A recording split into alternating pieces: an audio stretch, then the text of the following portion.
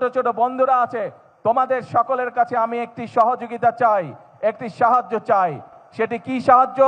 প্রিয় বন্ধুরা, আমরা জানি তোমাদের যে স্কুল কলেজগুলো আছে, স্কুলগুলো আছে, অনেক স্কুল হয়তো তোমাদের সঠিকভাবে বসার ব্যবস্থা নেই, অনেক স্কুলে হয়তো ফ্যান ঠিকভাবে নেই।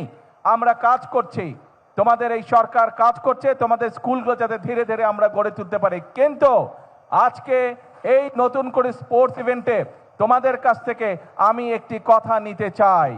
আমরা এই যে দেশকে সঠিকভাবে গড়ে তোলার কাজ করছি, এই কাজটি আমরা তখনই করতে পারবো যখন এই যে তোমরা যারা গ্যালারিতে বসে আছো, আমার হাতের বাম পাশে তোমরা যারা খেলোয়াড়রা বসে আছো, যারা পুরস্কার পেয়েছো প্রায় 350 খেলোয়াড়, তোমরা যদি আগামী দিনে নিজেদেরকে গড়ে তুলতে পারো সঠিকভাবে, তাহলেই আমরা বাংলাদেশকে ভবিষ্যতে গড়ে তুলতে পারবো। কারণ আমি দৃঢ়ভাবে বিশ্বাস করি এই যে গ্যালারিতে হাজার হাজার ছোট বন্ধুরা তোমরা বসে আছো, তোমাদের মধ্যে থেকেই এই দেশের একজন ভালো ডাক্তার বের হবে, তোমাদের ভিতর থেকে এই দেশের একজন ভালো আর্কিটেক্ট বের হবে, তোমাদের ভিতর থেকে এই দেশের একজন ভালো ইঞ্জিনিয়ার বের হবে, তোমাদের ভিতর থেকে এই দেশে একজন ভালো ক্রিকেটার বের হবে, ভালো সুইমার বের হবে, ভালো টেনিস প্লেয়ার বের হবে। অর্থাৎ তোমাদের মধ্যে থেকে এই খেলোয়াড় বের হবে।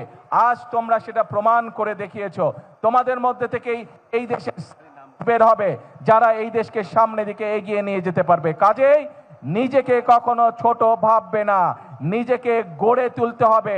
তুমি যত শক্তভাবে নিজেকে গড়ে তুলতে পারবে, তুমি তোমার বাংলাদেশকে তত সুন্দরভাবে গড়ে তুলতে পারবে। কি হলো, বাংলাদেশকে গড়ে তুলতে কে কে কাজ করবে? গ্যালারিতে যারা আছো, আমার সাথে আছো তোমরা? শুনতে পাই না, হাত তুলে, তাহলে বুঝবো আমার সাথে তোমরা আছো। কারা বাংলাদেশকে গড়ে তুলতে চাও? বাংলাদেশকে গড়ে তোলার জন্য কারা কাজ করতে চাও? হাত তুলে দেখে। গ্যালারিতে যারা বসে আছো, বাংলাদেশকে গড়ে তোলার জন্য কারা কারা নিজেকে গড়ে তুলবে? হাত তুলে দেখে। শুনতে পাচ্ছ কথা? ধন্যবাদ। এখন কথা হচ্ছে, পড়ার সময় মন দিয়ে পড়তে হবে, কিন্তু খেলার সময় একইভাবে মন দিয়ে খেলতে হবে। আরেকটি তোমাদের কাছে আমি সহযোগিতা চাই, তোমাদের একটি হেল্প লাগবে। শুধু যে গ্যালারিতে যারা বসে আছো তারা না, নিশ্চয়ই এই অনলাইন বা টেলিভিশনের মাধ্যমে সারা বাংলাদেশে তোমাদের মতন সারা বাংলাদেশে আমাদের যারা ভবিষ্যৎ আছে, ছোট ছোট বন্ধুরা আছে, তোমাদের সকলের কাছে আমি একটি সহযোগিতা চাই, একটি সাহায্য চাই। সেটি কি সাহায্য? এই দেশটা আমাদের সকলের দেশ। এই দেশের আলো, এই দেশের বাতাস, এই দেশের পরিবেশ আমরা সকলে মিলে যদি ঠিক রাখি, তাহলে আমরা একটি সুন্দর পরিবেশে থাকতে পারবো। তুমি সুন্দর পরিবেশে বড় হতে পারবে, তুমি সুন্দর পারবে, তুমি সুন্দর পরিবেশে পড়ালেখা করতে পারবে। সেই জন্য আমি তোমাদের সকলের কাছে যে সাহায্যটি চাই, তোমরা নিশ্চয়ই দেখেছো রাস্তা দিয়ে হেঁটে যাওয়ার সময় তোমার বাসার আশেপাশে অনেকে বিভিন্ন রকম ময়লা ফেলে যায়, বিভিন্ন রকম প্লাস্টিকের বোতল ফেলে যায়, সেটি পুকুর হোক, নদী নালা হোক, বাসার আশেপাশে।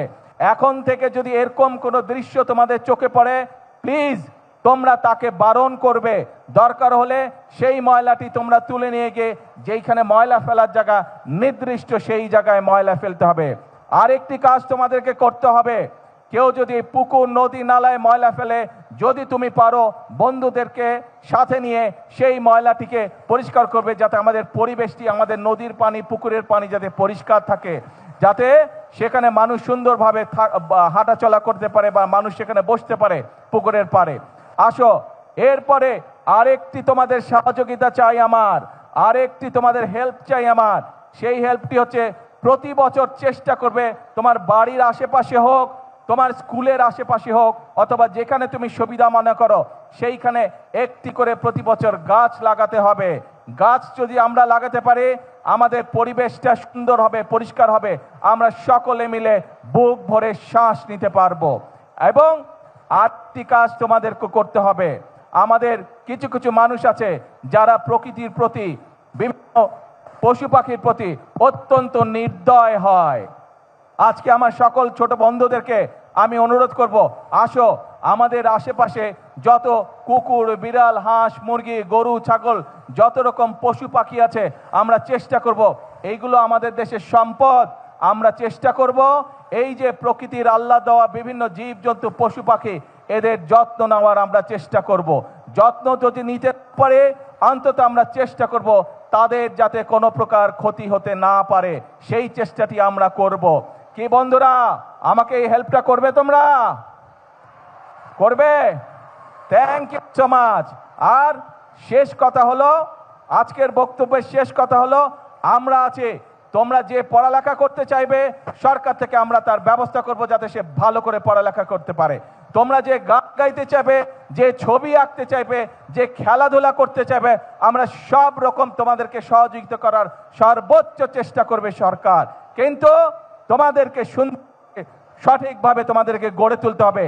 তোমাদের দিকে বাংলাদেশের ভবিষ্যৎ তাকিয়ে আছে, বাংলাদেশ তোমাদের দিকে তাকিয়ে আছে। তোমরা যদি নিজেদেরকে গড়ে তুলতে পারো, আমরা একটা সুন্দর বাংলাদেশ গড়ে তুলতে পারবো। এই কাজ আমরা হয়তো শুরু করেছি, আমরা মাত্র শুরু করতে পারবো, কিন্তু বাংলাদেশ গড়ার কাজ তোমাদেরকে এগিয়ে নিয়ে যেতে হবে, এগিয়ে নিয়ে যেতে হবে তোমাদেরকে। বাংলাদেশ গড়ার কাজ পারবে এগিয়ে নিয়ে যেতে? কে বন্ধুরা, কে বন্ধুরা পারবে? Thank you.